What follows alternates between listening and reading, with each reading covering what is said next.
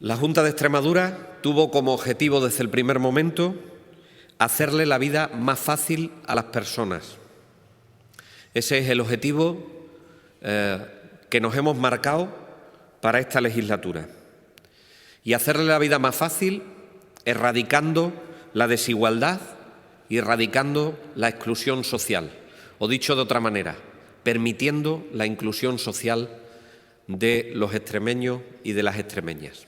Aparte o como complemento a la cifra que ya conocen que hemos destinado por parte de la Junta de Extremadura al Plan de Empleo Social, desde Políticas Sociales hemos destinado un total de 14,7 millones de euros distribuidos en las siguientes políticas.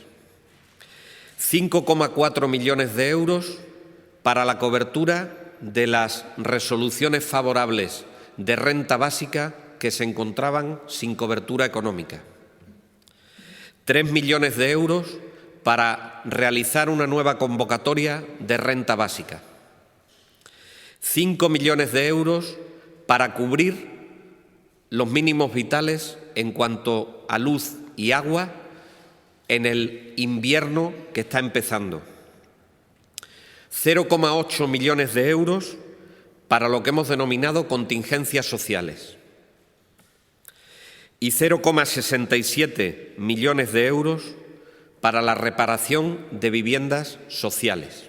Hemos tenido reuniones así para la reestructuración de la deuda de las personas que estaban afectadas por ejecuciones hipotecarias y no solo con las entidades bancarias, sino también, por poner algún ejemplo, con la Tesorería General de la Seguridad Social. Así, las medidas que ha puesto en marcha la Junta de Extremadura van destinadas a las personas más desfavorecidas y van destinadas a combatir el sufrimiento social de una sociedad castigada por la profundidad, por la duración de la crisis, pero también por las medidas puestas en marcha con intención de salir de ella sin conseguirlo.